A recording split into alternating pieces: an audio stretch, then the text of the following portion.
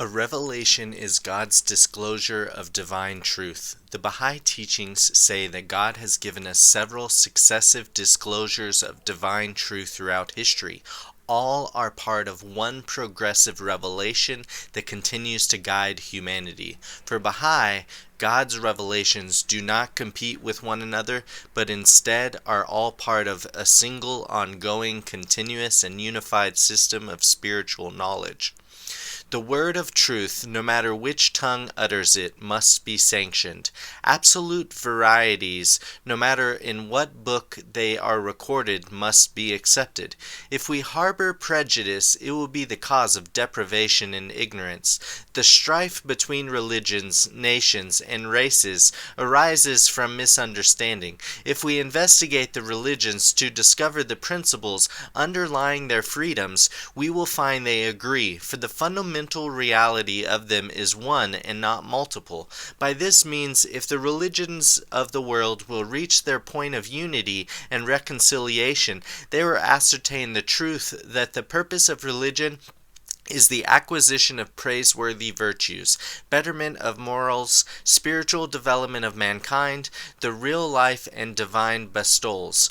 All the prophets have been promoters of these principles. None of them have been the promoters of corruption, vice, or evil. They have summoned mankind to all good. They have united people in the love of God.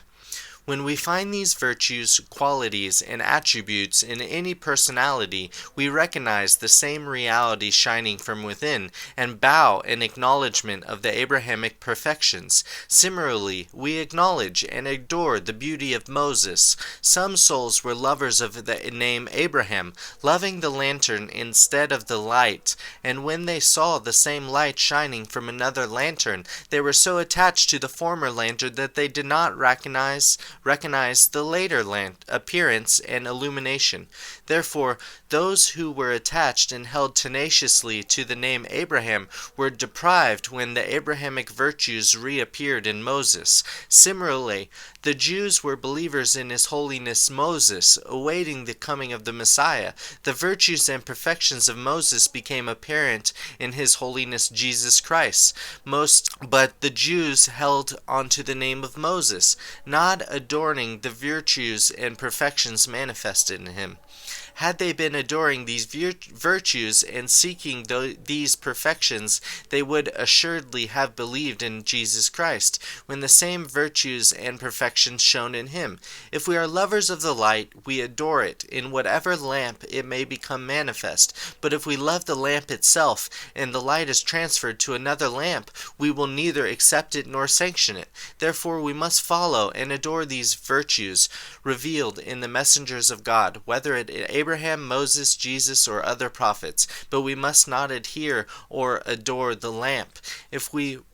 We must recognize the sun, no matter from what dawning point it may shine forth, be it Mosaic, Abrahamic, or any personal point of orientation whatever. For we are lovers of sunlight, and not of orientation. We are lovers of illumination, and not of lamps or candles. We are seekers of water, no matter what rock it may gush forth. We are in need of fruit, in whatsoever orchard it may be ripened.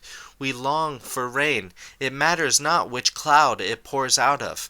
We must not be fettered. If we renounce these fetters, we shall agree that all are seekers of reality. The counterfeit or imitation of true religion has adulterated human belief, and the foundations have been lost sight of.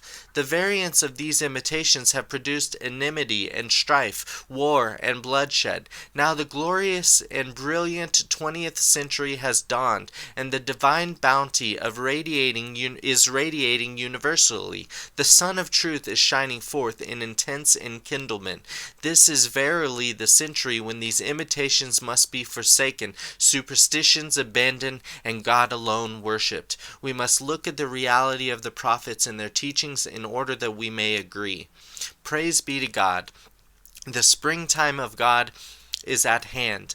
This century is verily the spring season. The world of mind and the kingdom of soul have become fresh and variant by its bestowals. It has resuscitated the whole realm of existence. On one hand, the lights of reality are shining. On the other hand, the clouds of divine mercy are pouring down the fullness of heavenly bounty.